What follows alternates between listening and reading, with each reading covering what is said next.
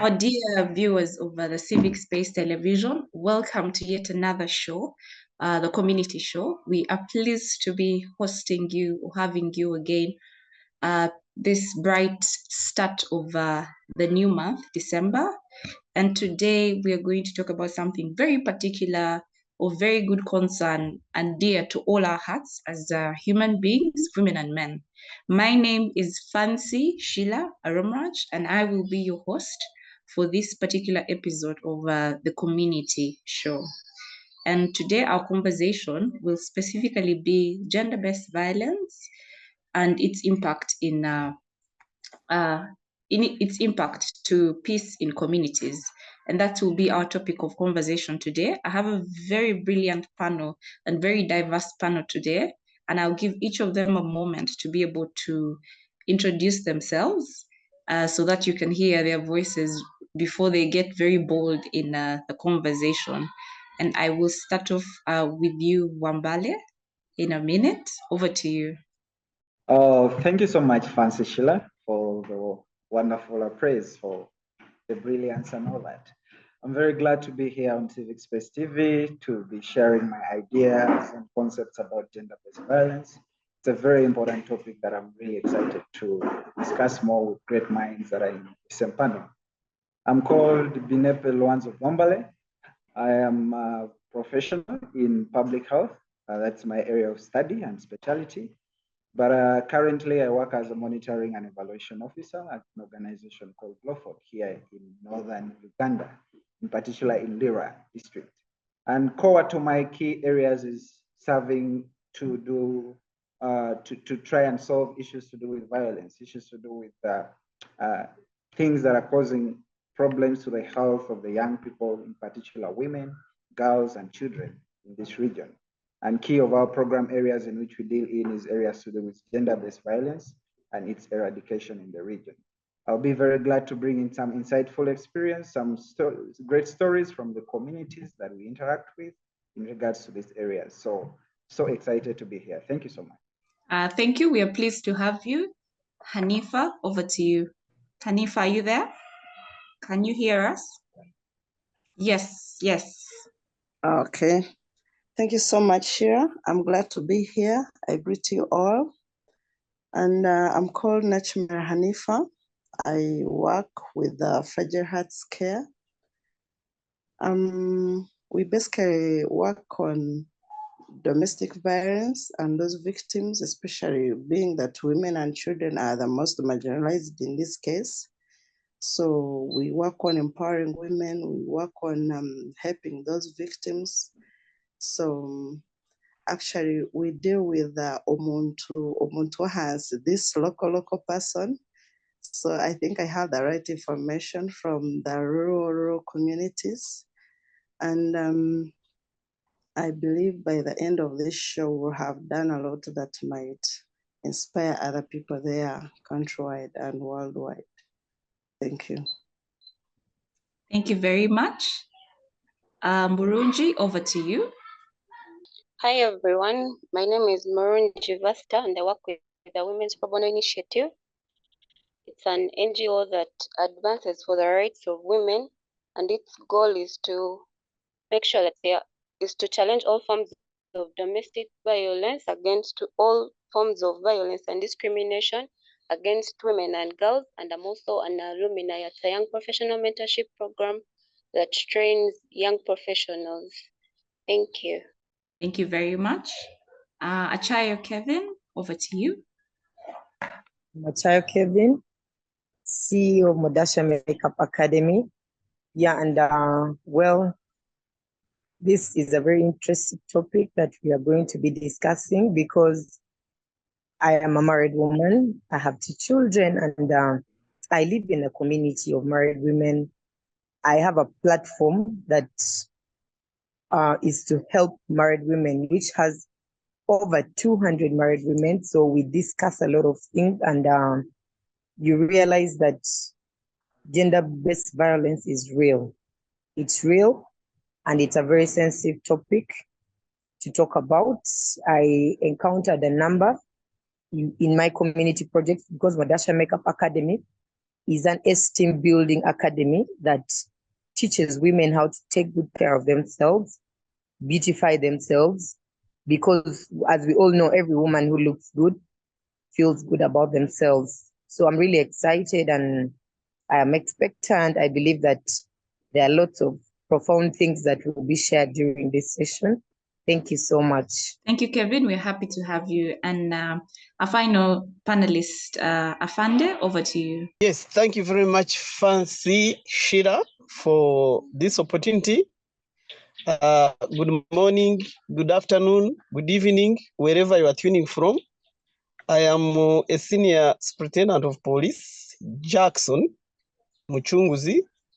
I'm a senior police officer at the Directorate of Human Resource Development. When you hear that, it means there is more of teaching, training, instructing traits in me.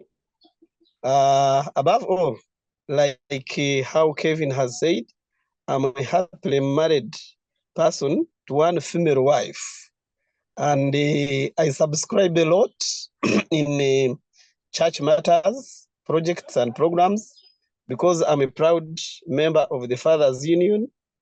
I'm glad that my friend Sheila and the host, they identified me to discuss about the topic that I'm so passionate, called domestic violence. On a daily basis, when there is society disorder, it is police that receive them. So I will be glad, as Bwambale said, to share my perspective with the audience on what can be done,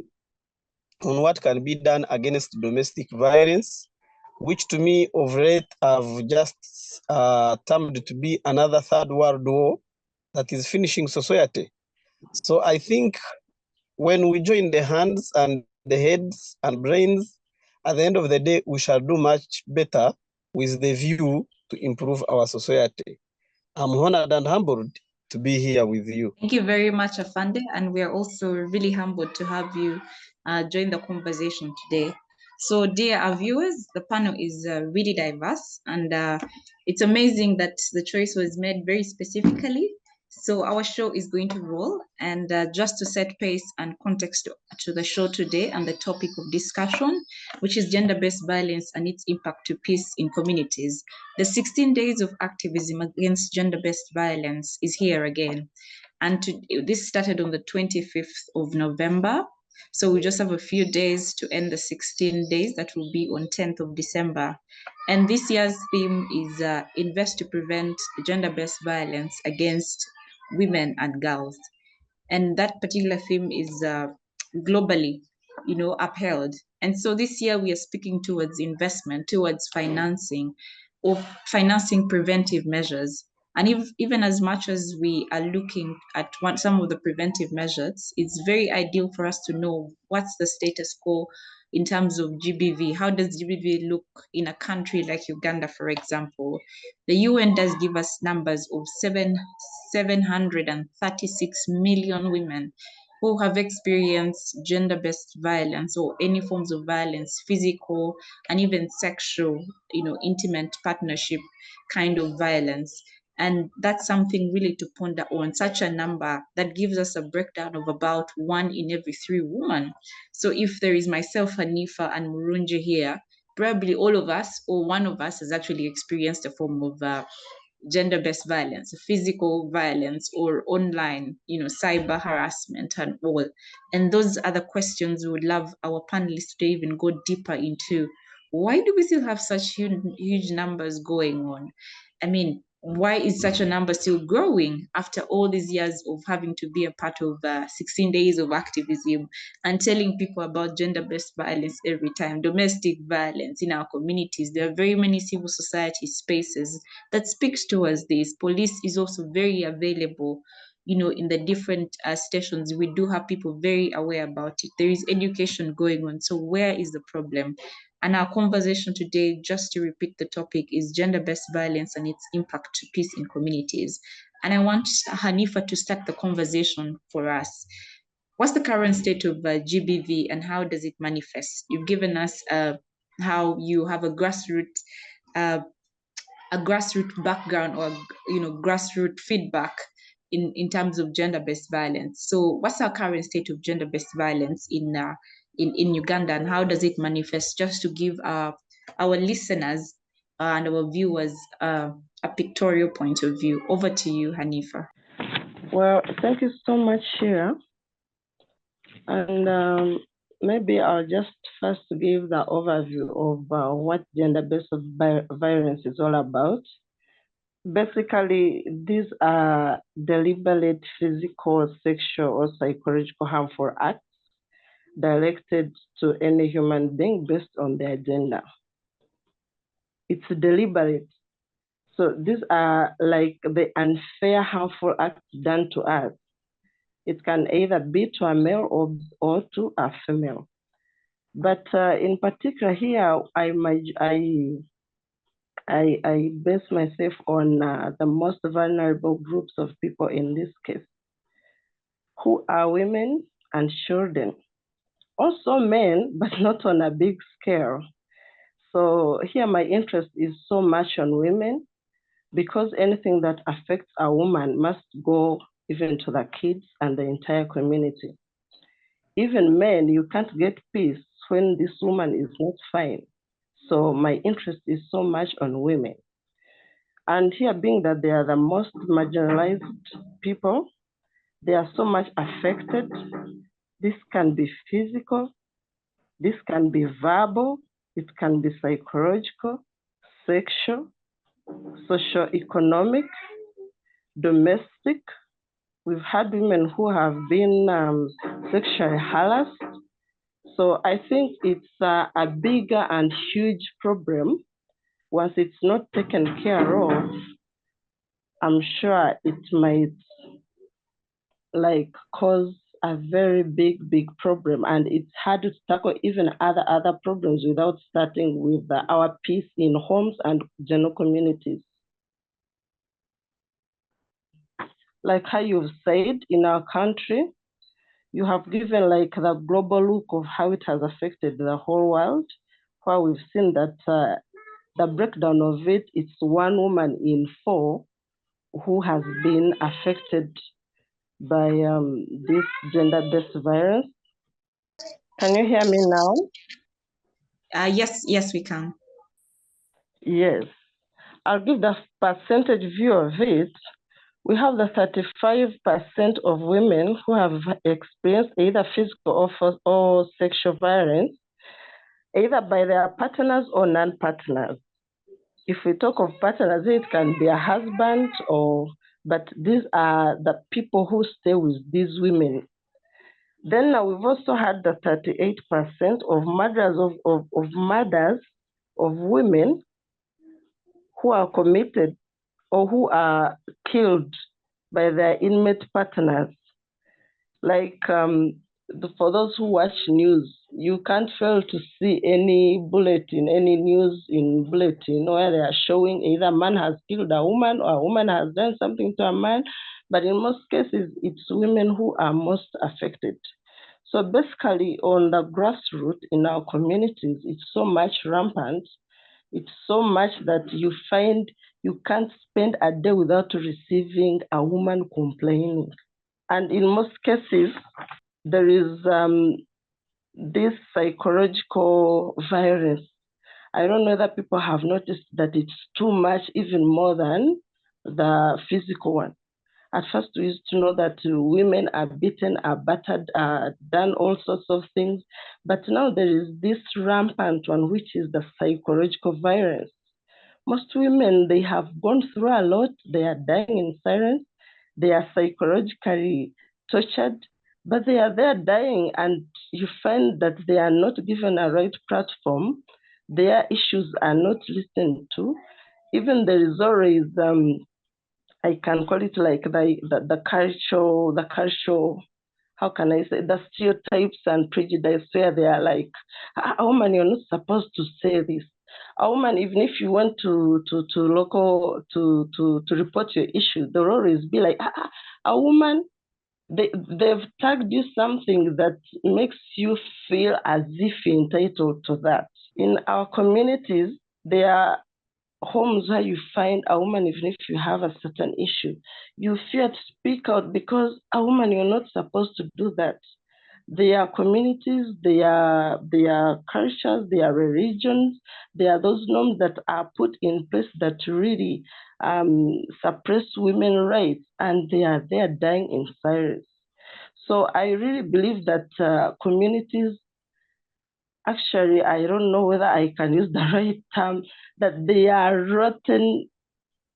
There is that perception in the communities where a woman is undermined, is degraded, is suppressed. And if it's not taken care of, I think we are going to have a funny next generation, because these women, they have these kids, and these kids are the tomorrow generation. So basically, if I'm to give the overview of this gender-based violence, like I've told you the forms, but in our communities, you find every home, at least it has a victim or a person who has been affected by such violences. Thank you very much, Hanipher. And you do give us a context in terms of how deliberate gender-based violence does manifest. And many times we decide to ignore or accept that gender-based violence actually exists, or even can, actually happen. Even as much as you've hinted that even men do experience gender-based violence. But for these 16 days, we have numbers that are crazier when it comes to women and girls in a domestic setting, in a workplace setting. And that's very good context. And Bwambale, I want to pick up your mind around what Hanipher just mentioned. What causes, these deliberate acts, given you experience in community, but even as a public health specialist, what causes this gender-based violence to be a very deliberate and, an act that people just want to, I would say in a leisure manner, just practice, especially for the perpetrators? Over to you. Okay, thank you so much, Fancy. That has been a very great deliberation from the previous speaker. And I think the problem is real, and the problem is more than we see. Now, when the statistics talk about 1 in every 3 girls, this is actually statistics that has actually been reported and has actually reached probably the front desk. But as Hanipher said, we have a lot of cases that are undiagnosable and undetectable in communities that are happening from time to time. Most of them that we do not look at are somehow subtle.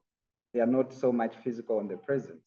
She has talked about the emotional, she has talked about the aspects of the psychological, but there are also aspects of the economic gender-based violence attributes that we don't see, where we see that maybe partners are denying their wives opportunities to get involved in economic generating activities and probably income or employment. These are some of the forms that we do not see, we do not talk about, we do not report. Now, if we are to have a comprehensive study to make sure that we capture all these other forms of GBV, we find that none of the ladies, the females, survives this. Very few would survive such kind of violences. Back to your question of what is causing this? Why is it happening? And in the communities that we are serving, why are people continuing to do this deliberately, like you say? Now, gender-based violence has actually been defined in so many dimensions. And usually it is said that it's mostly perpetrated by the men to the female, which is true. And the major cause behind this is usually power indifferences, whereby one person feels they have power over the other. It's on rare occasions where you find a weaker person inciting violence or inciting what we call aggressive tendencies on the other, because most times they're afraid it will backfire. Usually it's the feeling that I have power over this and I have control over this and I can do whatever I want, that actually tries to bring in the feeling like I can do whatever I want to the person, which results into violence. Now, where does this power come from? This power comes from the gender differences that has been deep-rooted in our societies. Now, in the context of Africa, we may talk so much in terms of masculinity tendencies, but also in more civilized societies like, let's say, the West, where masculinity tendencies are so much reduced, and there's a lot of more of freedom for both sexes and both genders in the West. We still see some cases of gender-based violence. But in Africa in particular, the major cause and the major perpetrating factors is usually the negative masculinity tendencies that exist within the communities. Now, we also have, of course, feminine traits that may be dangerous in terms of accelerating or facilitating some kind of violence. But mostly, if we're to look at the cause, and especially the vulnerability here, we see that it's the masculinity factors, masculinity tendencies that have existed and have been for so long pushed by the different cultural norms and beliefs that we have. Now, of course, we've grown up knowing this, that the man is the head of the family. And that's what the books have taught us. That's what the Bible has taught us, and people believe in religion know that. And the man has been given absolute power to be in charge of the woman. That's what the books tell us. It may be true, it may be right that the man has absolute power. I don't disagree with that. But to some extent, I think that now this has been misused and has led into the growing masculinity, strength, masculinity powers that the men now try to exert over the women. As being in charge, as being in control, they think the woman must be able to do whatever they think or do whatever they believe is right for them to maintain a good home. Take in case where a woman wants to give birth to 4 kids and the man wants 6. The man will say, I'm the owner of this home and I dictate who says what. What will happen in here is that we shall have a lot of quarrels, a lot of arguments over what number they are supposed to have. And in the end point, we shall have violence, which may be in form of beating if the woman persists. That's to the worst extent. But to a smaller extent, there are a lot of violences that happen. The woman may deny the man may deny this woman access to financial services because he believes, of course, which a lot of young people believe these days, that a financially stable woman is a danger to a man. So a man may deny the woman that opportunity. We may not see that, we may not report that, but it's happening. The man may insult this woman every time, every night they're in bed. The man person insults, like, what kind of woman are you? You can't give me an extra kid. This psychologically in turn tortures the woman. She cannot be well. But we shall not report that and we shall not see it in the statistics. But it's something that is happening. So in order to be able to address this, for us in my organization, we have actually adopted an approach that we are using, which is called the male engagement strategies in terms of tackling the GBV cases. We understand that the men usually are the issues, and the issues are rooted into the cultural and the masculinity tendencies that are in the communities and existing. And so we target our approaches towards mindset transformations. How can we talk to these to men, the young ones and the old ones, and also most importantly, the cultural leaders, the cultural head and religious heads. These are people that keep on pushing on this agenda of men should dominate, man should be in control, which of course implies aggressiveness or that feeling of control. So if we help these people, especially the men, the ones in charge, the cultural leaders, the traditional leaders, the religious leaders, understand that the masculinities, the negative masculinity tendencies are not actually good to the other part of the community, especially the women and the children. It would be very good if they stop this, adopt better practices that can result into better outcomes. That's one side of my argument, but there comes a problem that we have encountered in several cases, whereby even the women themselves, to some extent, believe that these masculinity tendencies, for example, of a man beating a woman because she has failed to take care of the kid is okay. And we have actually a larger percentage. I was reading in the statistics, and it was saying close to 58% of women who were surveyed in I think 2011 indicated that they were actually okay with a man beating a woman for not being able to take care of the family or take care of the children. What does this imply? This implies that even when we are trying to fight these masculinity tendencies that are causing the gender-based violences, some of the vulnerable groups still believe with this, still side with these tendencies, which makes it a problem to eradicate, and it continues. We even have tendencies where we've had women say that if a man does not beat you, he does not love you.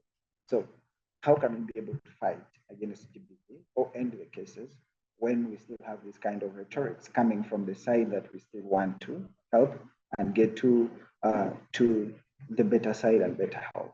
So I think this is a problem that is deep-rooted in a lot of factors, but I just wanted to bring out majorly the masculinity aspects of it that has been so much promoted through the different books we read, the different ideological theories and other bodies that exist like religion and culture, which still promote it in the African context. Now, when you get into the European context, a lot of other factors come in, probably things to do with socioeconomic situations, but also we know that there's a lot of drug abuse cases in some states, and drugs usually impair aptitude and thinking capacities and a lot of violence. Yes, this happens and is causing a lot of problems in the societies. More studies are still being done, but in Africa and in our context, I think the major driving factor and why we still have this is the negative masculinities that exist in the community, but also the attitude that also the group that we're trying to help, the females, are still having towards this. They still believe in more masculinated men and all that. We've had rhetorics of people like, there's this professor from Canada, Peterson, who always keeps saying a man should be able to be aggressive. Okay, I know he explains and justifies it more, but when me as a young person who is scrolling through TikTok get that, and I'm able to hear that, why wouldn't I be aggressive to a woman? I go on a date and probably the lady is not thinking, probably is not, we are not matching, or maybe she comes 2 minutes late or 3 minutes late. The trend is that you walk out of that, you have to be aggressive for a woman to be able to look up to you and respect you. So as long as we still have those kind of things in the media and the communities, we shall still have a lot of gender-based violence cases happening. Okay. Yeah. So, thank you so much. Okay, thank you. That was quite insightful. And I just want to bring Achayo at this particular point. I know you have a family related background even in the work that you do, and it would be very nice and important for us to listen in around power imbalances, especially at a domestic level, but even stretch further, because many of these things we get to learn them from a domestic setting, a household setting, and then it kind of builds, we carry it onto our workspaces, we carry it onto community, and as we are socializing. So the negative toxic masculinity that Bwambale has talked about, and the power imbalances that has caused the deliberate actions, what would you have to say around that? How justifiable is that? Over to you, Kevin. Thank you so much. Yeah, well, in line with what he has said, I think I would love to say that there is nothing that is justifiable in this case, because some of these things are practices, tendencies that people have embraced, and yet they're actually not right. I, for one, am a person who usually doesn't go with the majority. There's a tendency that people have that if everybody is doing it or everybody is comfortable with, we should all do. But it doesn't make it a right, even if everybody is doing that particular thing. So I agree with what my colleagues have said, because those are some of the factors. But as a married person, I have actually discovered from my personal research and from the relationships that I have with the women in the community, one of the number one causes of domestic violence, I should say, in Uganda, maybe it would be in Africa too, is poverty. People are living in a sorry state. So you find that in most cases in our communities, most of the arguments that come up most of the violent acts that come up, it's due to strife, disagreements in a family because of lack. The mother may want the children to do something, and then the man feels like the lady is demanding. So women are pressed down. They are pressed down, and in that way, their esteem is really lowered. So it makes it very easy for women and the girl child to be abused. Actually, that's one of the things that prompted me to start up the MODUSHER Esteem Academy, because you realize that women who are empowered, women whose esteems are high. Say, for example, for me, my husband wouldn't slap me and I stay in the house because, for goodness sake, I'm not a drum. And secondly, the strength of a man that is described, which is misunderstood in the community, is mostly, it's actually love. Just like I typed, it's love, because for me as a Christian, the Bible instructs the man to love the wife. But realize that because poverty levels are so high, men even compete with children for small things in homes.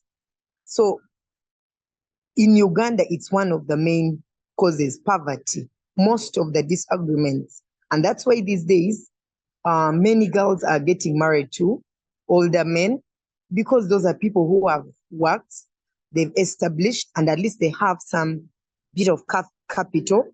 So they are looking for that financial security. And you find that women are in manipulative relationships, but they will say, as long as he's taking care of my children, their fellow women, we will even advise our colleagues that if he has given you a house, he has put for your business, just stay there.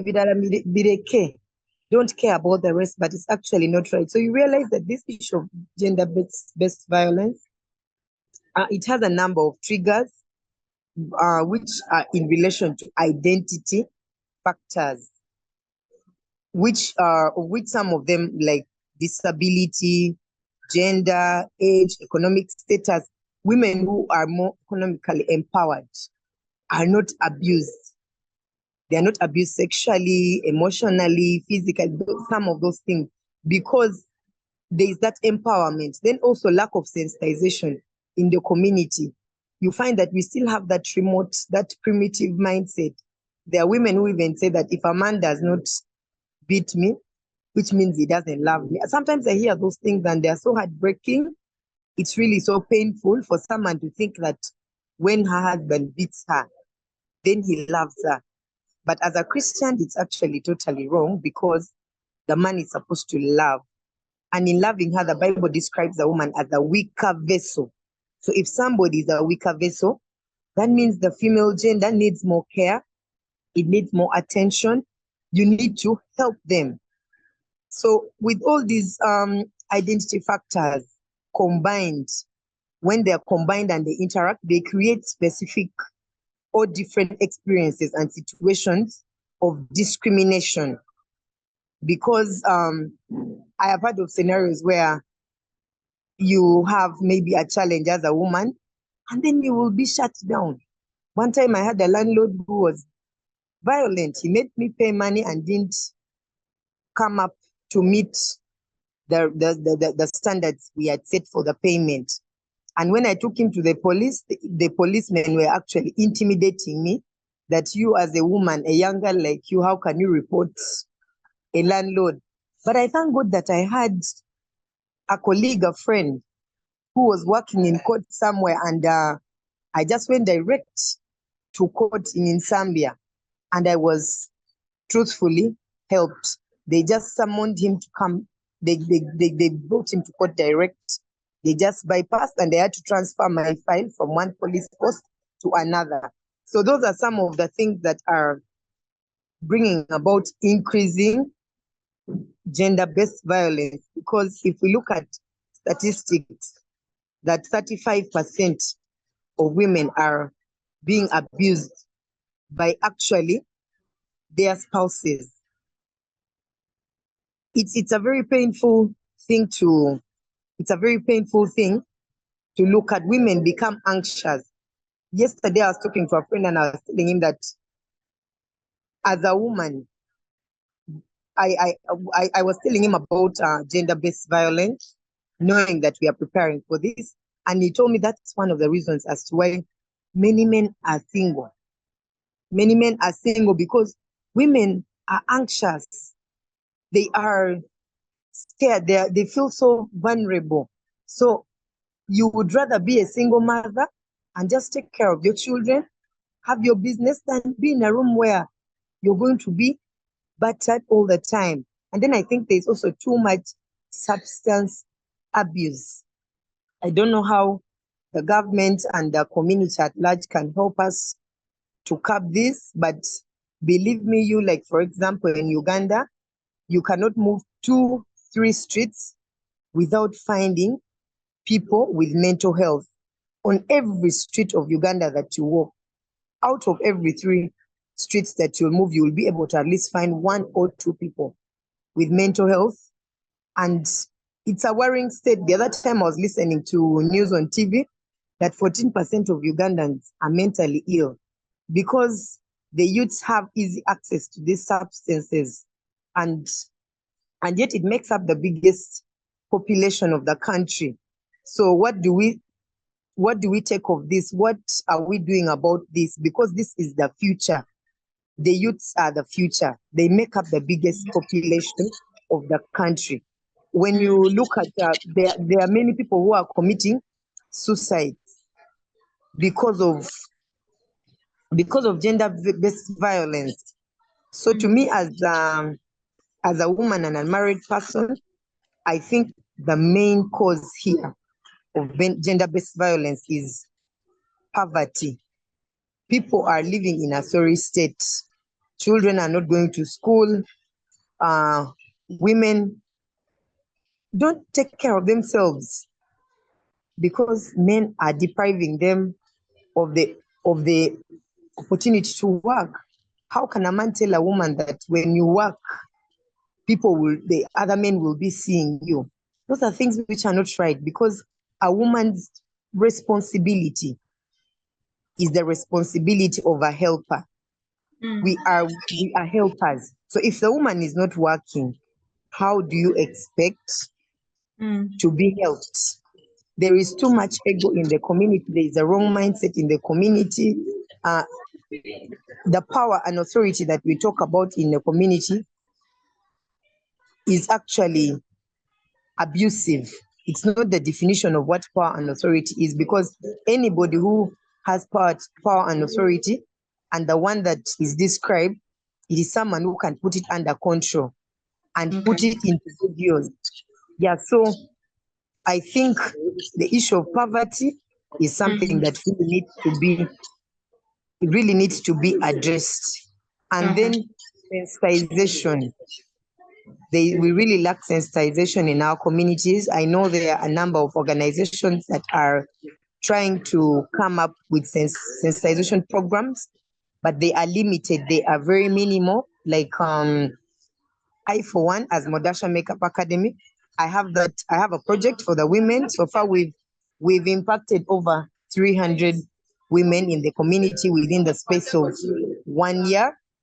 But you realize that women, they are blank. Do you know when you're there and you don't know anything about yourself as a woman? You're just there and you know that all you have to do is to just get married. And when you're married, you become like a dummy. You become a dummy. You have no say. You have no opinion. Everything that the man says, you can't have any say.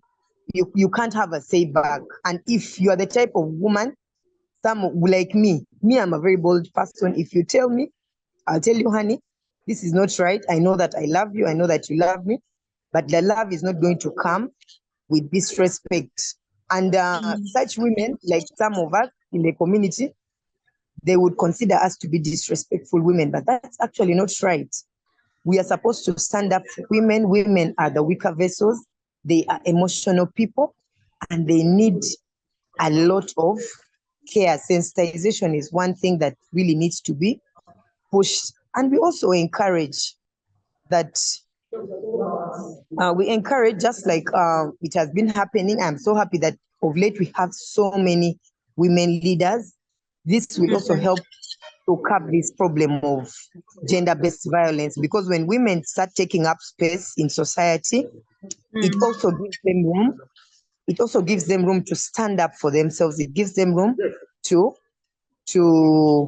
fight for their rights. So I would really love to encourage organizations, companies, institutions out there to involve women in the different spaces in their communities. Thank you.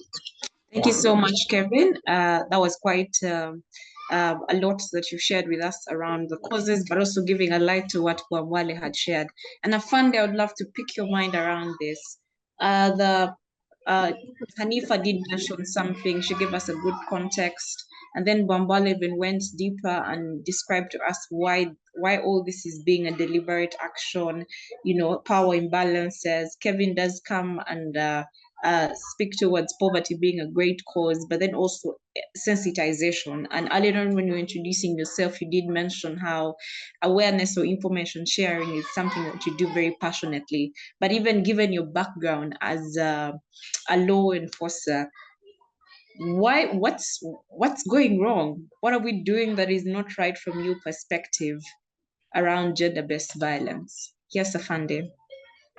Well, thank you very much, Fancy, and the discussants who have made it so right, Kevin, Bwambale, and everyone.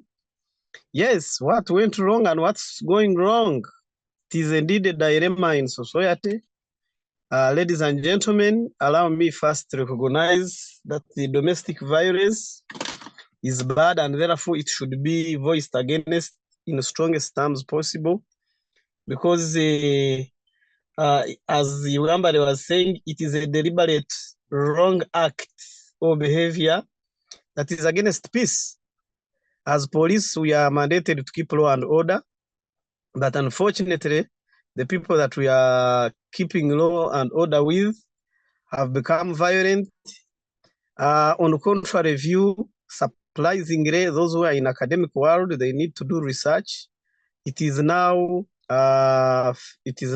evident that domestic violence is more common in corporates, those who are doing well, those who have gone to school.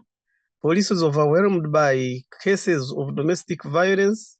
We are registering even murder by people whom we think they know the cause, they do what, but they are the ones who are doing it. And it takes me back to our historical philosophy. Yes. Okay.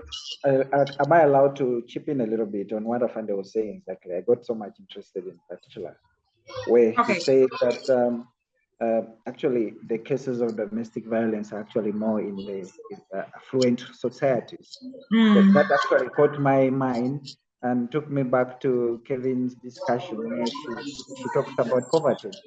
And in her deliberations, I think I, to some extent, don't agree, though I understand it's a great contributing factors, but I do not agree that it's the major cause of the violence that we are seeing today. Like Afande has quoted, domestic violence is happening in families that are actually very affluent, wealthy, and are okay. If you look at most of the murder cases that are happening in our country, Uganda, they're committed by people who are using guns, people who own guns and can be able to afford them. Cases where a person is being stabbed by a knife in a community deep in the villages where the poverty is expected to be highest is less. But also we see that as we move up the social hierarchy in communities, the tendency of this GBV manifesting becomes less subtle in that there's a lot of ego, there's a lot of public image to keep. And a lot of affluent communities do not actually report this. That's why we see a lot of reportings in the lower communities.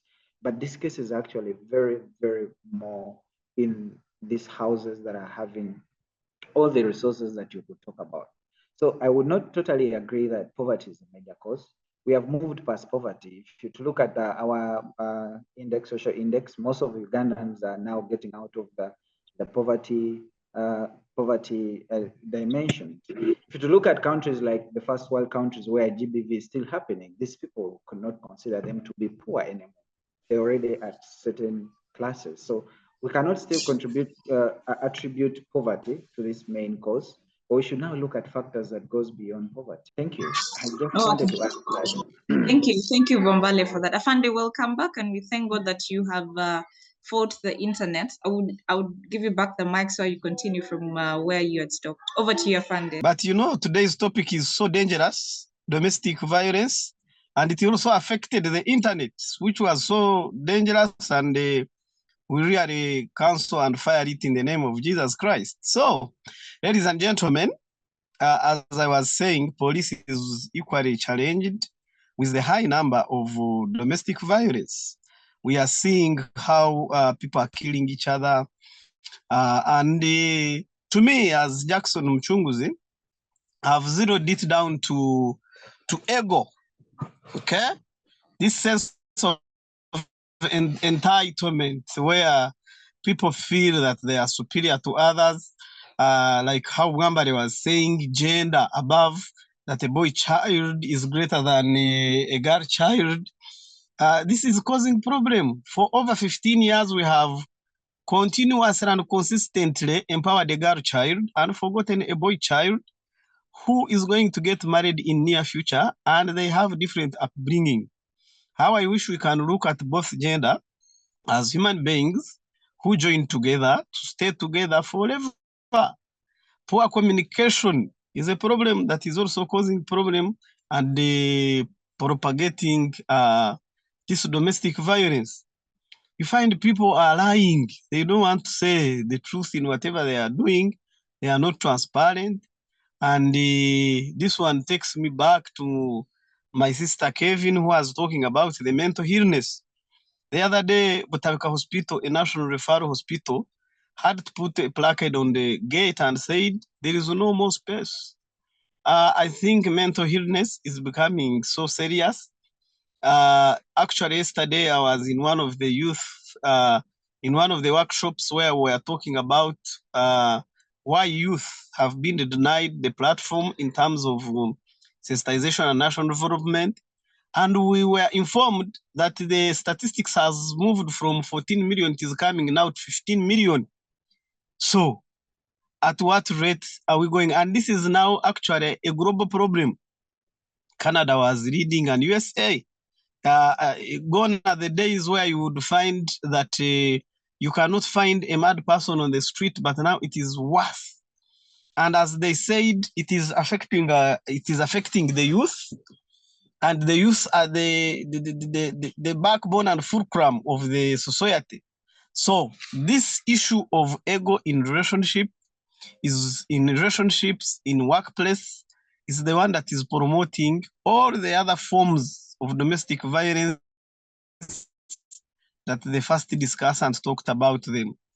And unless we know that we are human beings who are here for a purpose, and we don't know it all, but we are always there as helpers of each other, that's when we shall overcome this monster called domestic violence. It is so dangerous in that it even leads and many of this domestic violence. So we need to get serious and know that it is a problem. It is a social and maybe a social issue that has come up, and we should not give it place.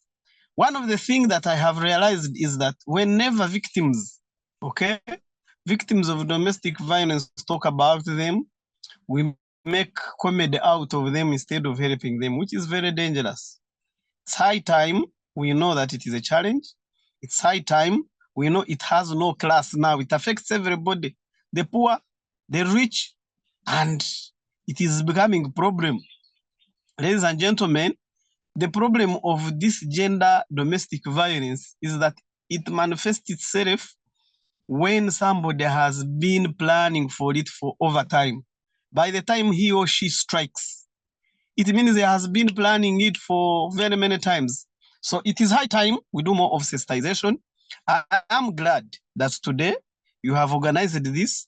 We are sharing it differently. And I know once it will be shared, it will be very high. Don't forget that, ladies and gentlemen, this is criminal. Domestic violence is criminal. You go and torture somebody, we shall arrest you. But take you where? Mutabika is full, Ruzara is full. We are now going to be tying you in your compound since you don't want to run and know that there is a problem. Because it is causing a problem. In the long run, as we continue to discuss, we should know that once family is broken, okay, I'm like Achayo Kevin. Once family is broken, society cannot move on. Especially men, we know we have been left out in terms of growing up and mentorship and upbringing. They have favored more the girl child. But to we must be there for ourselves, and we know that we are the priests of our homes. We must live exemplary life. We must know that our spouses, our children are family partners. Okay, they are stakeholders in a business called marriage, and therefore we should all fight together domestic violence. Let us do away with the influence of third party. You know, Ugandans have normalized abnormalities, that it is normal to be abnormal. Query, it is high time that we be part of that small percentage that says no to nonsense like domestic violence. When we get the champions of that revolution, we shall do far much better. How much is too much that you are fighting for? I normally ask that question. You are killing a person over something. How much is that too much? That Katemba must stop. That nonsense must stop. And we should hire. I call upon the academic world, the professors. Let them now not think about the earthquakes, but rather first think about what is eating society. For example, this domestic violence. You find that when somebody has done a deal, in fact, like today's topic is a good research topic, the impact of gender-based violence on peace. We are supposed to be in peace, to live in peace, but we are now in pieces, which is very, very, very dangerous, and we must overcome it. If it is poverty causing this, haven't people been poor? How come it has just come up? If it is now money that has caused the problem, how do we control it? So a lot need to be done. We need to think about it. Is it what we eat? Is it where we go? Is it these phones that are causing problems? So I have a lot to say about domestic violence, and I encourage you that wherever you find it, and I'm glad that you know that gender is affecting both a girl and a boy. Wherever you find it, you just voice against it. You say it is a demon, and it should be prayed against, and it should not get space anywhere. The bishop with me, I think 10 years back plus, he told me that the day I will raise a hand and I slap my wife is the day I will qualify to be a dog. And I said, what? Bishop, repeat that. That I found the day you will raise your hand and beat this beautiful woman is the day you will become a dog. And I'm glad that I have a 10 plus experience of not even intending to become a young child of a dog called a puppy. So how I give it to him, it is a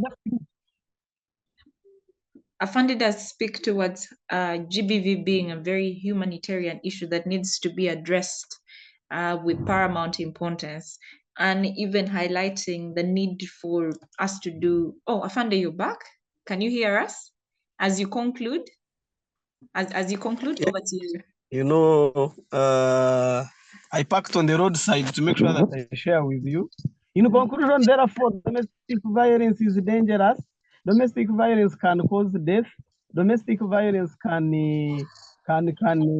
cause you lose your property, and it should be for way. I'll be glad also to hear from others. Thank you for giving me opportunity. Thank you very much, Afande Jackson. I was just sharing that you do highlight very important issues. The need for this to be a paramount concern for everyone, the need for people to invest in researching and finding solutions to it. And the fact that it's actually, it raised my eyebrows when you did mention at the start that it's us who are learned and who are educated, who are actually, who are aware, who are the biggest perpetrators of GBV. But well, I want to invite Murungi, Vasta. I know from a legal perspective, I would love to know what is the missing link. We listening in from each of the speakers or panelists that have shared, it raises a lot of concern to, you know, all the areas from a domestic perspective, even from a police perspective, as you know, helping in law enforcement, but even drawing closer from a community level that Hanipher, you know, gave us a background of, and even from practitioners in ending GBV. So where's the missing link when probably justice, you know, when access to justice is being brought forward? Over to you, Murungi. What's the missing link that we have as a community or as a country in ending GBV? Thank you, Fancy, for your question. So basically, the missing link would be when the victims and survivors report what actions have we taken, and once they are back into society, what have we done for them? When you're looking at the long-term prevention strategies, we see it's like an ending cycle. So for example, when someone reports, do we follow up the cases? These people actually have the money to bribe, so they are bribing and they're not being kept by the police.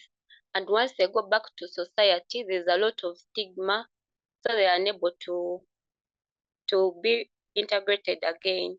Then also there's a lot of power imbalances and culture and society norms. In some cultures, it's actually illegal to report when your man beats you. And women also don't work, the economic empowerment that everyone has been mentioning. So you find even those that work, the men are controlling their finances. And this is also going to create a power imbalance, and definitely the men are going to be in control of their finances, of their bodies. Then you also have issues when you talk about sexual violence. You're going to see women are not able to access SRH, sexual reproductive and health rights. They're not able to access contraceptives. They cannot do anything with their bodies, so there's a lot of lack of bodily autonomy. And then also there's lack of sensitization. We do not know that what we are doing is actually domestic violence. For example, I'm sure not most of us know that domestic workers can actually be victims of domestic violence. We only think it's between a man and a woman or anything. But as long as anyone in a domestic setting is there, they can be victims of domestic violence. And another thing, just like Kevin said, we have normalized this thing. For example, you grew up in a society where your father comes and beats up your mother. So as you grow up, a healthy marriage, a healthy relationship is just one where they beat you. But I think we need to stand up and address these things. Then also the media has a lot of stereotypes. So we have to stand up and use these platforms and address what is happening, what consists of domestic violence. And then also we don't have referral links. For example, once they have beaten me up, who am I going to report to? So we need to do more sensitization on where one can go and what do I do in instances they have beaten me. First, you have to report. So you're supposed to go to police and report. Then you also need to have a medical form as evidence. But most of the women just stay there. When they are beaten, they do not report, and this causes a lot of inconsistencies. Thank you. Oh, yes. Over to you, Murungi. You're still capturing what you were sharing. Okay, so basically I was saying we need to have a clear path. For example, once you're beaten, where do you go to? I have to report to police. Then I also have to go to hospital, get a medical form, then also attach it to the evidence that I'm reporting. And then we have to enlighten the community and empower them so that the women have strong structures right from the grassroots levels. Empower them so that they're able to follow up these cases and make sure that the people are actually punished. And once they come back into society, they're going to be stressed, they're going to be facing a lot of trauma. the society also has to be taught how to welcome these people and make sure that they fit back into community. Don't look at them as victims or as what, just look at them as who they are. And yes, and you also have to listen to their voices. What do the survivors want us to do for them? Thank you very much, Murungi. You highlight very specifically some of what's the missing link, especially towards prevention, or even what's still existing till to date around gender-based violence continuing to happen in our country. Now I want us to each of us have been able to speak and give us, a wide perspective from either where we hail from, our profession, or the work that we do around why gender-based violence still exists, or how it looks like in our country today, cultural perspective, religious perspective, academia. We've been able to highlight that. And now I want us to even draw closer to the topic that we have today around gender-based violence and its impact to peace in community. I know some of us have highlighted how this is actually affecting peace in society. And now I want us to speak much closer even to the theme this year, Invest to Prevent GBV, and how can this help us promote peace in society. And I would love to start off still from you, Murungi. I just want you to hold the mic again. How can we build onto investment to create a peaceful society, investment in prevention of GBV, so that we can achieve a peaceful society? Keeping aside what you've just highlighted. Over to you, Murungi. And any other comments you'd love to make around what the other speakers did mention. Over to you. Thank you, Sheila. So my submission to what we can do to invest is, one, we have to make sure that we have clear systems. And by what do I mean by clear systems? We have to educate the society and the community on the process of GBV.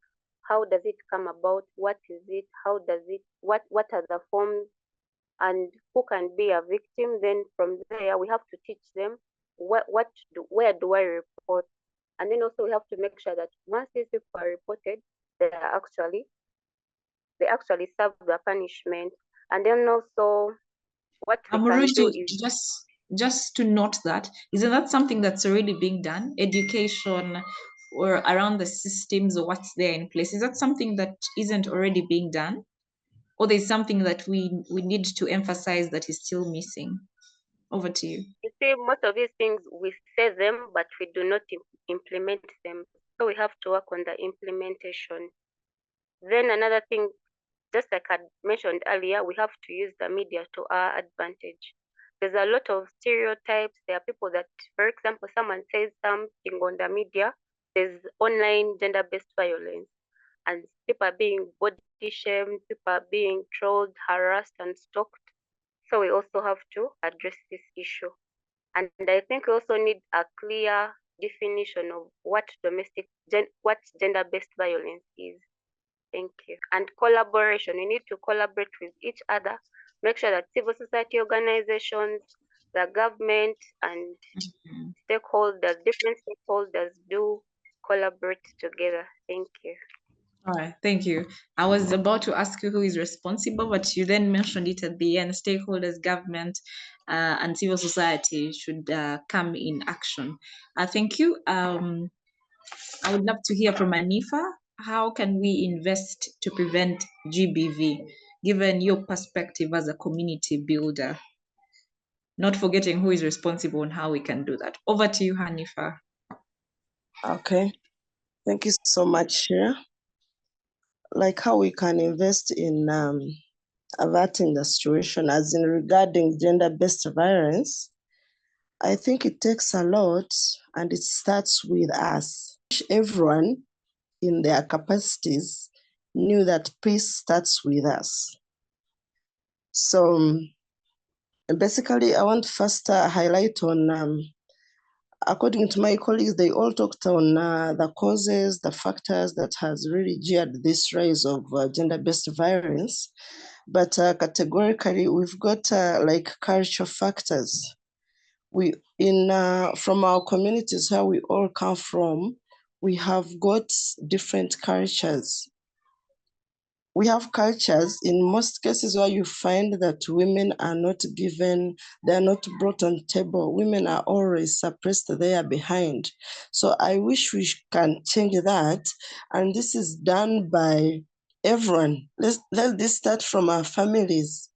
There are homes where a father knows that a girl child is not supposed to talk to visitors, a girl child is not to start a certain course, a girl child is not to go to a certain place. So you see, it starts from our families. So that's why I was saying that it takes a lot, and it's like an individual responsibility to know that we have to respect everyone's space. We are all equal. We all deserve equal rights and treatment. So I believe that where we can't do away without cultures, but sometimes they help us here and there. They shape us in how to live, how to relate, but there is when it becomes too much. I'll give you an example. Like I've told you that I usually deal with this local raw person. There are homes where women don't eat. We still have those homes where women don't eat good food.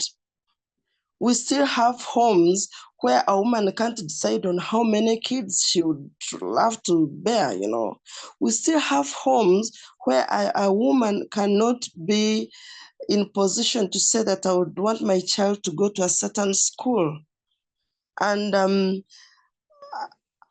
I think men really have done a lot in spreading this, though sometimes they also come up, they are saying women empowerment, and that liberation has brought some problems to them, but men have done a lot in making sure that gender-based violence is rampant. I wish we all change our mindset. So this will be done by self-discipline, like you really feel that you're not right or what you're doing to your wife is not good. I always ask my friends, the men, the way you treat your wife, is it the way you would love your daughter to be treated? And some men actually find it hard to answer that question. You're telling your woman, I don't want you to do this, like you're putting a heap of don'ts on her. Would you use the same version to your daughter? So there are men, they always fail to answer that. They want good things to be done to their daughters, but they are not being fair to their wives. So it starts from our families, and I think it's high time, like the more effort should be done on communities. The sensitization they are talking of, I'm surprised when they said that domestic violence is more in these land families. It's true. These women you see driving, they are crying day and night. And these killings you see in those land homes, it's because they keep a lot, they fear to speak, they fear to be tagged that so-and-so has an issue. I'm sure even that this Mr. Fande, if you're to testify, it's so hard for a rich man, very land educated, to come and tell you that, hello, my wife is battering me, or there is an issue in my home. So they are there dying in silence, and they strike up, you hear that a certain rich man has killed a woman. So I think we have to put clear platforms where we can let people know that it's okay to talk about what is hurting you. Me, I have, like I've told, I work with an organization, Fragile Hearts, but men, they like speaking about their issues in a light manner. Like if you say that, let's go behind and we talk, they don't like it. They like, that's why you see most of them in bars, most of them, they are there expressing their feelings, but they don't want to be pinned serious. You find someone has a serious issue in their home, but they fear to come and speak it out. So I think it's high time we spread the gospel that it's okay to speak, because we believe a problem once shared is half solved. So then, we've also talked about the legal factors as one of the causes that is hiking this domestic violence issues. Women are still considered guilty of attracting violence. I don't know that you know that. Yeah. They apply, there you go. before you speak out your thing, or even at a family level. Like if my husband went to my family, they will automatically say, it's a woman. We know it's a girl who is meant to create or bring that caviar. So we are tagged that, and sometimes it brings issues in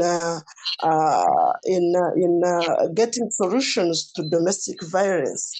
Then economic factors are also talk about women being limited in opportunities. We lack economic resources. I'll give you an example. There's a man who once told me that I know the capacity of my woman, I can't give her business beyond 5M. That's suppressing you. And maybe another thing that I always see with men, where a man thinks that if my woman is empowered, if my woman is okay, then she will cease to be a wife to me. So there are men who still have that thinking. And they forget that in case where you're not there, it's this woman who will take over. I always ask my friends in my circles, if it's like really, it's you, a man with a stick, you're running, who is your next person? If you're not empowering your woman, if you're violent towards your woman. So I think it takes a lot to correct that. The government might not do enough. The churches might not do enough. It takes a personal, it's like self-discipline to tell yourself that I have to choose peace. We can have misunderstandings in homes. It's normal. We can disagree, but that should not it should not be the end of everything. I've seen homes where men think that a woman can't give any view, and it's so bad. We have got women who are so much important in leadership, in politics, in business, in a lot of a profession. So if you have your wife at home and you're sitting on her, you never know how much she can do to the world to change the world. Then I also talk about the factors. I'm inciting the process such that it can help us to see how we can reduce this. Women are limited in decision making and policies. I don't know whether you have noticed that in most of the occasions you see men. A woman who is listened to is this one, maybe who is more educated or who is having a lot of money. And yet, this person might be in the village with no money, with no anything, but when she has ideas. So I think it's high time we change that version, we change the mindset, we bring women on board. Hanipher, what do we need to do? How can we invest in placing women, a part of decision-making spaces? Very good, very good. That's where I was coming. What we can do, one is, if it's education, let it be for all. Okay. If it's let it be for all, we all deserve better, we all deserve peace. Then I'll also talk about the thing of sensitization. The reason why the woman is violated here is because we have ignored a boy child. We have more singers than kojas. So there is no how you empower this woman to go and be with a man who is not knowing what to do. So there's sensitization, teaching, training, educating. It has to be on both genders, male and female. Then also I would, maybe the government. Yes, as I conclude, I also, because in mobilizing and sensitizing, it needs more resources. I wish there is a lot of resources such that the organizations in place can do the work and more effort should be done in our communities. Thank you. Thank you very much, Hanipher. Bwambale, over to you. How can we invest to prevent GBV? That has been a very long and wonderful discussion from the previous speaker. I guess I've picked up very enough important points. The question to me is, how can we invest? I'll speak from a health perspective. basing from your previous question about peace, what is the impact of GBV on peace, and how can we ensure that we have peace as well. From the health perspectives, there are certain few things that can be put in place to make sure that we end GBV. One is mental health. Mental health, like has been discussed by most of my colleagues, is a very, very serious issue. And one of the key driving factors towards the deteriorating mental health issues is things to do with drugs. So if we could have strong regulations on utilization of drugs and other beverages like alcohol. One of the things we didn't talk about in the discussion a lot was alcohol. But we also know alcohol may not be the root cause, but it's one of the fueling ones. It's what now makes someone to beat if they wanted to beat and they could not beat when normal. Now when they take alcohol, they do. So alcohol impedes mental health. And if we could have regulations around alcohol consumption, it could be very good in helping us curb the mental health crisis because it contributes to that, but also curb the issues to do with GBV. I'm glad that there are policies in Parliament now that are being discussed in regards to the regulation that would greatly help us. But also, health systems should have special GBV desk areas that should be functional. I know they're there, but the functionality bit of it is what is missing. Like how emphasis has been put on safe spaces for sexual and reproductive health on adolescents and all this. We should have such kind of provisions as well for gender-based kind of services now. I know this may mostly handle after cause kind of effect, but having this space can also provide a space for opening up where people with GBV issues can come speak to a counselor and able to help them. There could be group counseling sessions for married couples where they can discuss issues to do with gender-based violence. What are some of the issues in their families that could be causing some forms of violence happening? And if they are addressed, we can be able to move backwards. These spaces may be there to solve the cases, but retrospectively, it gets back to the root causes and the problems get to cease. The previous speaker before that, I think it was Vasta. Vasta talked about reporting and having referral pathways and systems like that in place. This is also something that we can strengthen in the police sector, but also in the health setting sectors, but also in community. There are people who do community services. If we have clear reporting systems, and most importantly, these referral systems are trustworthy. Like if a person reports, they are very sure that their problems are going to be solved. One thing that I find they might not have talked about, but I think that is very important is in one of our encounters in the communities, we realized that the biggest challenge the law enforcers are facing in respect to handling GBV cases is false information. You know, when a woman is having sexual deprivatization in his home, the man is not doing his work. Of course, I understand that could be another form of violence if a man deliberately refuses to do his marital duties.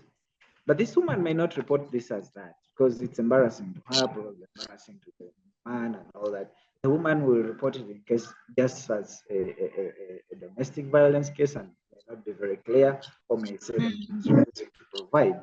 So if we can have more sensitization to align the truth so that the cases are reported as they are, not cased in colorful kind of casings to make them look more pleasing and all that.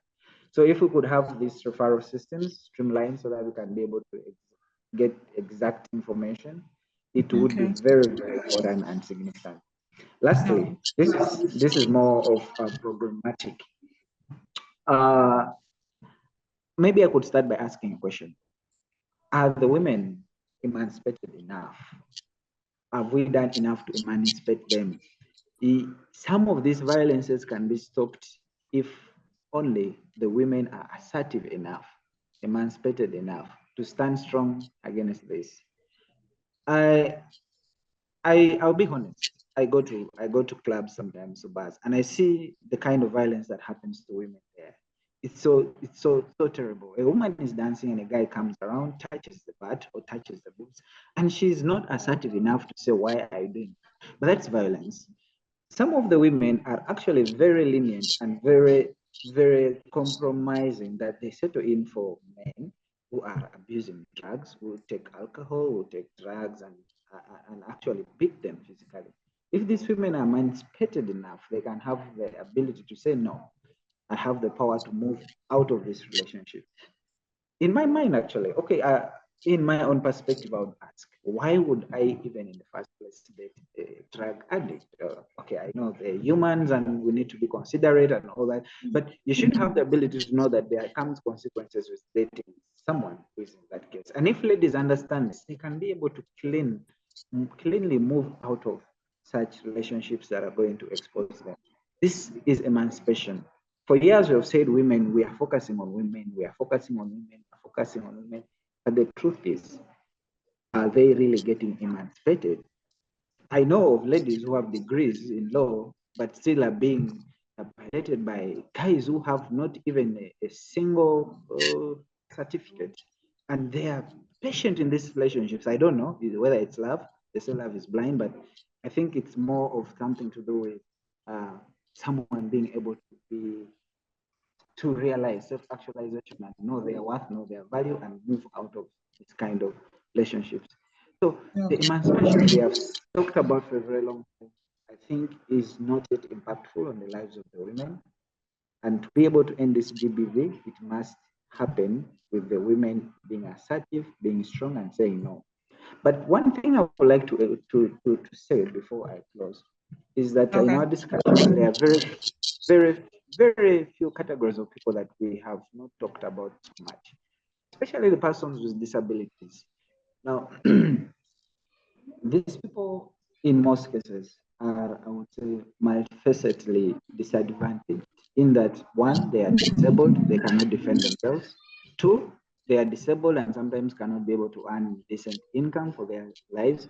But the third thing is that their disability makes them very vulnerable to being abused, especially by those who have control over them. Someone who is empowered, handicapped, they can't move, they are more easily to be battered and to the extent of being killed. So if we could have also targeted interventions that the government has towards these persons in forms of policies. I've been reading through a lot of policies. There are a number of policies that the government of Uganda have come up with in respect to GBV and all that. But there's no specific policy that talks about how people with disabilities are supposed to be treated, especially in regards to gender-based violence and all those other cases.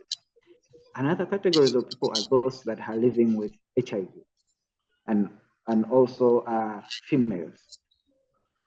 That is like a double burden to them. First of all, there's that discrimination from the society. They're already intimidated, but also sometimes the partners. In every relationship, most relationships, it's the woman who brought in the HIV. Am I wrong? Whether it was the man or not, but that's what the society thinks and that's what the man thinks. Now, these people are facing a lot of SGBV more than any ordinary person, because any slight thing, that becomes a point of references, their point of status and all that. And then the last one are the minority groups, especially those that identify differently from the other people in terms of sex. This is another group that within themselves, violence is also very high, and in most cases it's lethal, dangerous. No, some people say it's because the options are limited. So if you have a partner and they want to break up, someone can decide to kill you. So it's very lethal and something that we need to look at. Even with the passing of the bill that is in place and all this, it does not mean that these relationships are not existing. They're there and the violence is in there. We need to have policies that are responsive to these groups of people, but also very, very reactive, responsive and reactive. The police should be able to come in and stand up and not judge them by their identity, but be able to handle those cases and help them get out of it. And lastly, sorry for being so long, lastly is social media. Social media is a disease that we need to fight. I don't know how the government can regulate this or control this, but social media has been one of the biggest force in perpetrating or pushing for violence. If you're to go on some sites, there are funny sites on Twitter. There's this site called Weird Confessions Uganda. If you get time, go and look at some of the confessions that are in there. There are confessions that are like directed towards promoting violence towards women and especially girls. People share stories on how they are using ladies, how they are violating them. And in the comment sections, when you read there, you can cry because people are like, how do you do this? How can how? Yesterday, I read a story of a guy who dates ladies and then dumps them, but keeps them around and has like 6 or 7 and keeps playing them from one point to another. There's actually one who actually made the lady divorce from the current husband because of, and people are excited. Those are the stories that are trending. Those are the things that people are liking. The young people are commenting and following, and there's no way someone can learn something positive out of such trends, out of such stories on social media. Now, if the government does not do something, we are actually getting to a worse state. A worse state. So thank you so much. We need to have a regulation on that. All right. Thank you very much, Bwambale. And I'd love to hear from Kevin as well, briefly, on how can we invest to prevent GBV. Thank you so much, Sheila. Yeah, well, I think one of the ways through which you can invest to prevent GBV is by putting up boy-child education, because I realized that there are lots of education centers for the girl child. Actually, the girl child gets a lot of attention. We have women organization, girl child organization. Like, there are so many organizations, and the boy child has been ignored a lot. Actually, of late, there's a program that is running by, I think, Rotary. I've been seeing they are going to schools and different organizations teaching the boy child. And I've been watching it. I keep following them on UBC. And it's so impressive that the boys know that when they cause harm to the girl child, they are causing harm to the community. But you realize that much as there's this aspect of women emancipation, which we are talking about, we are neglecting the boys, and yet these are the people whom we are actually discussing, because this violence is coming from the boy child. So I think government and stakeholders and different organizations should come up with projects and programs that can educate the boy child, because if the boy child knows the disadvantages of substance abuse, they know the importance of education, they know the repercussions of domestic violence, all those things. Men who are brought up with that understanding will not do that. They will not do that, but it is very, very limited. It is very rare. You see, like some of the panelists mentioned that men can also be domestically abused, but they don't have where to report, because there are very few institutions and organizations that stand up for the men. There's a man who one time his story was aired, I was listening to on NTV. He went to report a case of domestic violence, and the policemen were actually laughing at him. They were laughing at him. They're like, but you, Webera Musaja, you need to be a man. How can you say a woman has beaten you? But it's possible. So just bringing that as an example, we need to invest in the boy child education, because the root cause of this is the men themselves. So if the boy child is neglected, much as we will try to tackle all these other factors, we are actually still dealing with the secondary issues, because the primary issue is the boy child. Then we need to invest in esteem building projects. Now, like MODUSHER Academy, we are empowering the girls to believe in themselves, to know their worth, to know that they are valuable, to know that they are mothers of the community, because women are influencers. And if they are they are negatively brought up, if they are negatively brought up, it will affect us so much. So you realize that if they don't understand their worth, a woman doesn't know what her value is, and you just think you are living at the mercy of somebody. You are just surviving because you exist. You are just a nobody. The women, you're just there. So under women emancipation, esteem building should be a very, very important aspect, because I realize that not even just amongst the women, most of the people who have high esteem, they have easy and successful relationships in community, even in communities, even in their workplaces, even in their marriages. But the ones that have very low esteem, they get easily intimidated. And that's why all these things of GBV occur, and people are quiet. How will people look at me? How will people see me? My friends will be laughing at me. So I think that will take me to the next point. We should also set up post-traumatic centers that can take care of these people and make them know that them being abused is not something that is by choice. And it's not something that they should be ashamed of. So they could easily come out and seek for help. So we need to set up those post-traumatic centers so that even when they get back to the communities, they relate easily without any shame.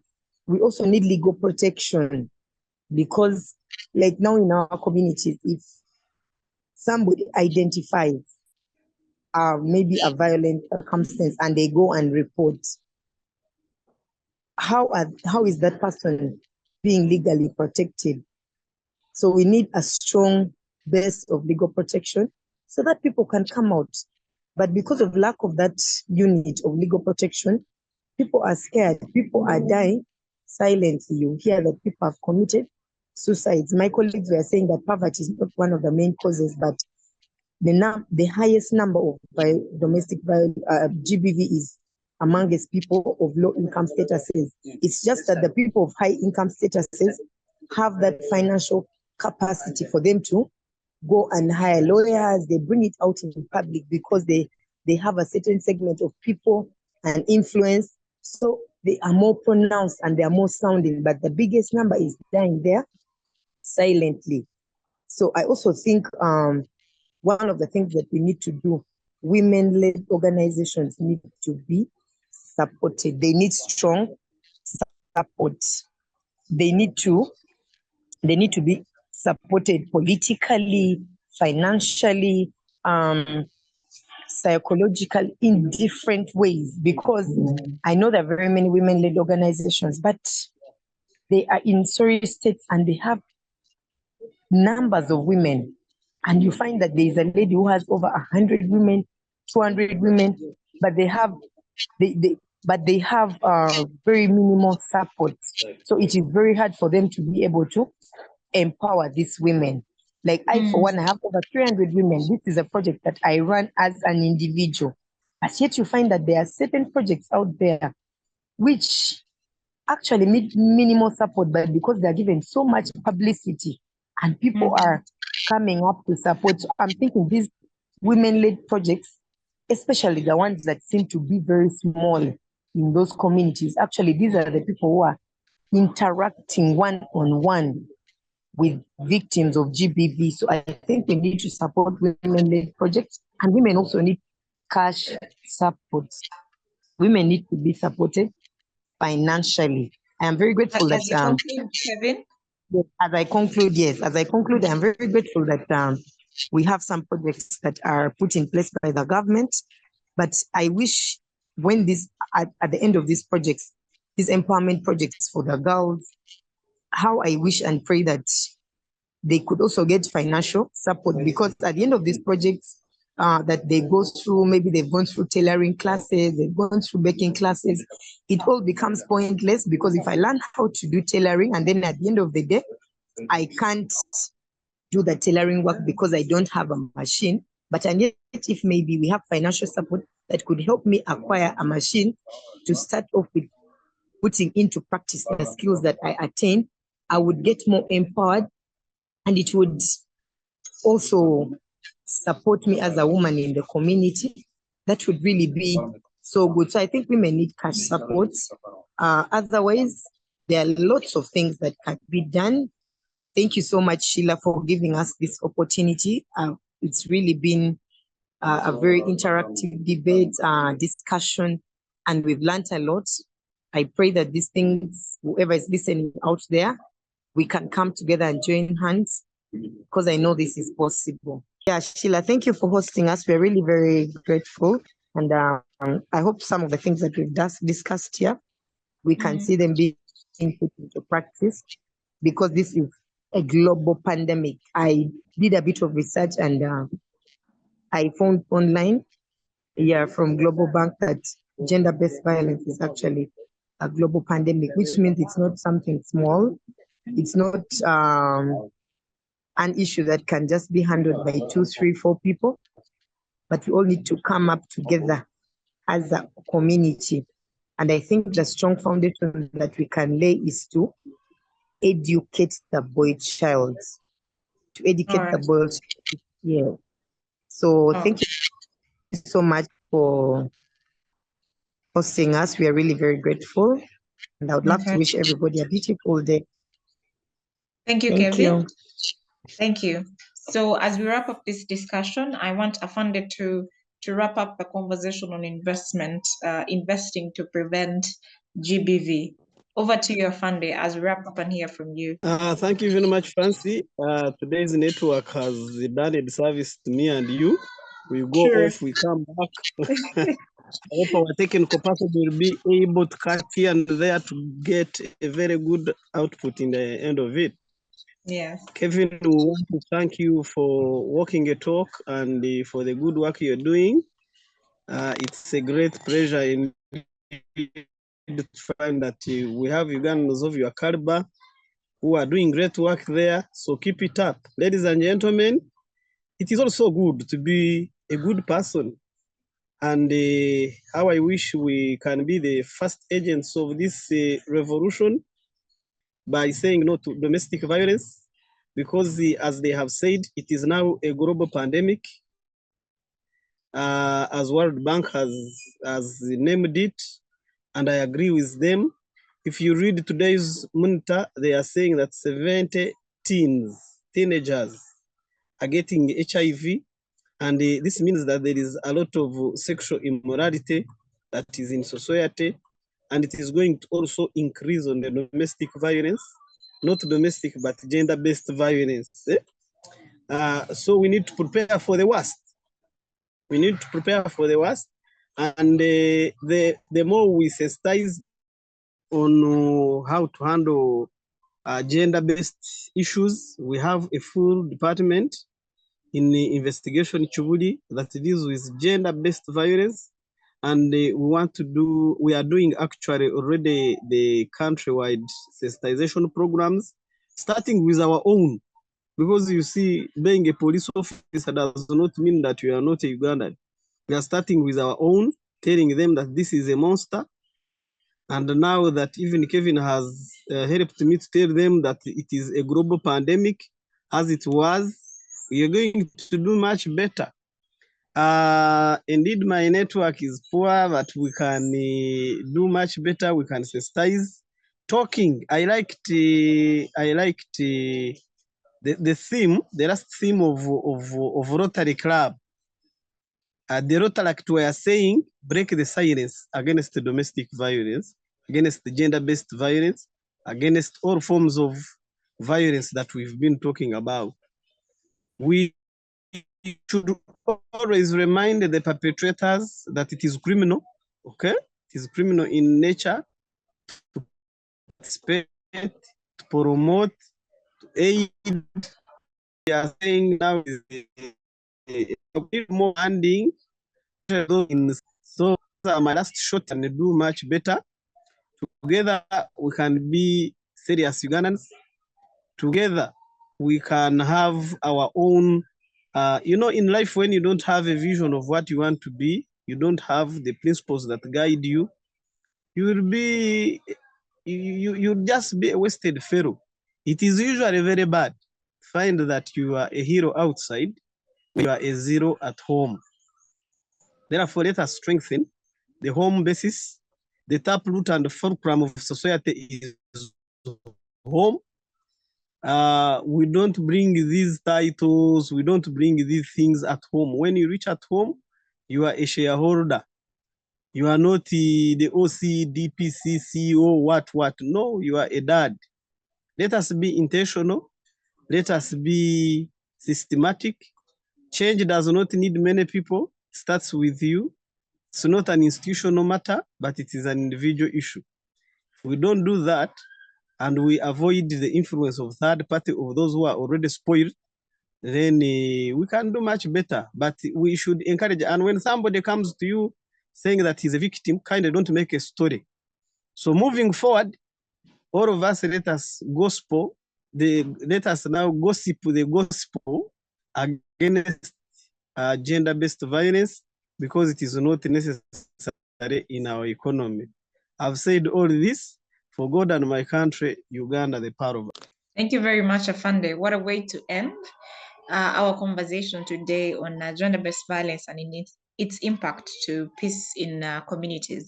It was lovely having each of you as speakers coming in very unique and very bold and passionate about the need for us to actually invest in gender-based violence and not have it in our community, giving a grassroots perspective, giving a legal perspective, giving a communities builders perspective, family or domestic perspective, and a law enforcement perspective.